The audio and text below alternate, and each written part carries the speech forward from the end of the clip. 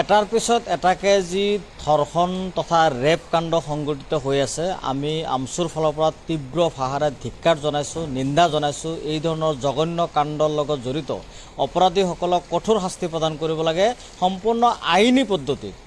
আজি এটা কথা ঠিক যে অপৰাধীৰ কোনো ধৰ্ম নাই, এইটো সকলোৱে জানে। তো অপৰাধ যিসকল কৰে তেওঁলোকক আইনৰ দৃষ্টিত অপৰাধী, আৰু অপৰাধীসকলক আইনী গণ্ডিৰ ভিতৰত ৰাখি তেওঁলোকক কঠোৰ পৰা কঠোৰতম শাস্তি প্ৰদান কৰক।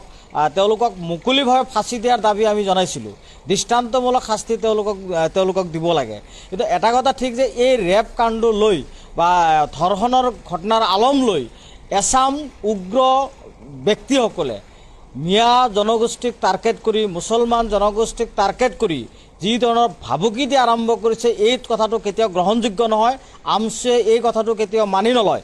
অসম চৰকাৰৰ মাননীয় মুখ্যমন্ত্ৰীক আহ্বান জনাব বিচাৰিছোঁ যে এই ধৰণৰ উচতনিমূলক বক্তব্য প্ৰদান কৰাসকলক গ্ৰেপ্তাৰ কৰিব লাগে।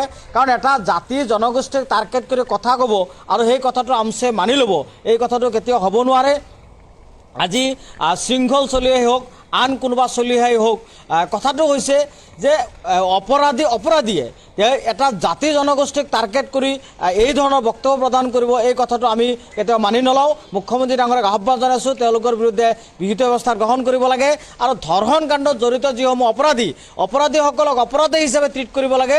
আইনৰ দৃষ্টিত তেওঁলোকক সম্পূৰ্ণৰূপে আইনী আওতাত আনি তেওঁলোকক ফাঁচীৰ কাঠত ওলমাব লাগে, এই কথাটো আমি দাবী জনাইছোঁ।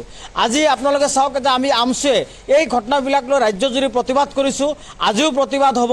আমি কোনো অপৰাধীৰ পক্ষত নহয়, আমি সম্পূৰ্ণৰূপে অপৰাধীক শাস্তি প্ৰদানৰ দাবী জনাইছোঁ। সেয়া মুছলমানেই হওক, সেয়া আন জনগোষ্ঠীৰ লোকেই হওক। আজি আপোনালোকে জানে হুজাইত বিশ্বজিৎ দাস নামৰ এজন ব্যক্তি যোৱাকালি ৰেপ কাণ্ড সংঘটিত কৰিছে আৰু এইটোলৈ তেওঁ ধৰা পৰিছে।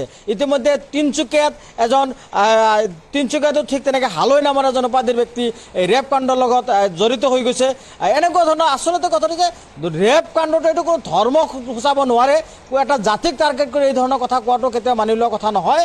আমি আপোনালোকৰ জৰিয়তে ক'ব বিচাৰিছোঁ যে অপৰাধীক কঠোৰ শাস্তি দিয়ক, ফাঁচি দিয়ক, কোনো ক'বলগীয়া নাই।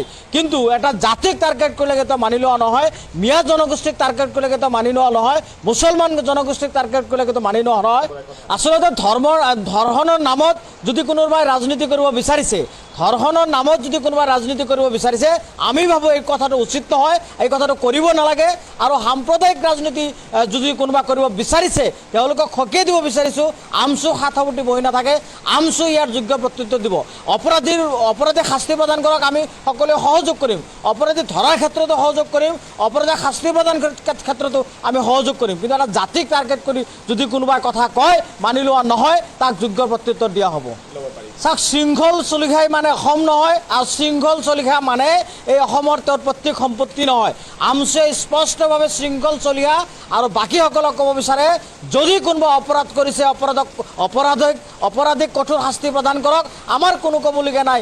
অপৰাধীক ফাঁচীৰ কাঠত ওলমাওক, আমাৰ কোনো ক'বলগীয়া নাই। কিন্তু এটা জাতিক টাৰ্গেট যেতিয়াই কৰিব, তেতিয়াই আমচু হাত সাৱটি বহি নাথাকে, আমচু তাৰ যোগ্য প্ৰত্যুত্তৰ দিব।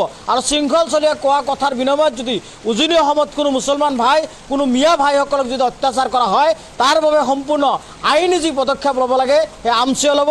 তাৰ কাৰণে মুখ্যমন্ত্ৰী ডাঙৰীয়াক আহ্বান জনাইছোঁ আমি যে শৃংখল চলিহাৰ দৰে যিসকল উচতনিমূলক বক্তব্য প্ৰদান কৰিছে তেওঁলোকক গ্ৰেপ্তাৰ কৰিব লাগিব। কাৰণ তেওঁলোকৰ উচতনিমূলক বক্তব্যৰ জৰিয়তে যদি কাৰোবাৰ প্ৰাণহানি হয়, কাৰোবাৰ যদি ক্ষতিগ্ৰস্ত হয়, তাৰ কাৰণে দায়ী শৃংখল চলিহা হ'ব, এন তেওঁলোকৰ লগত জড়িত থকা বাকীসকলে হ'ব।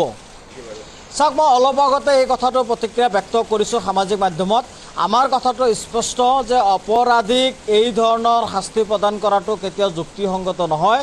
অপৰাধীক আইনৰ আওতালৈ আইনী প্ৰক্ৰিয়াৰে তেওঁলোকক কঠোৰৰ পৰা কঠোৰতম শাস্তি প্ৰদান কৰক, তাত আমাৰ সম্পূৰ্ণ সমৰ্থন আছে। এই ধৰণৰ অপৰাধীক যদি এই ধৰণৰ কৰ্মকাণ্ডৰ জৰিয়তে শাস্তি প্ৰদান কৰা হয়, নিশ্চিতভাৱে এটা বেয়া ট্ৰেণ্ড আৰম্ভ হ'ব, আৰু যিটো ট্ৰেণ্ডৰ দ্বাৰাই বহুত নিৰপৰাধী ব্যক্তি এটা সময়ত এই ধৰণৰ ক্ষতিগ্ৰস্ত বা এই ধৰণৰ ঘটনাৰ বলি হ'বলগীয়া হ'ব পাৰে। তাৰ কাৰণে আমি আপোনালোকৰ জৰিয়তে ক'ব বিচাৰিছোঁ, যেহেতু দেশত আইন আছে, দেশত সংবিধান আছে, মুখ্যমন্ত্ৰী ডাঙৰীয়া আইনৰ শাসন প্ৰৱৰ্তন কৰক, আমাৰ ক'বলগীয়া নাই।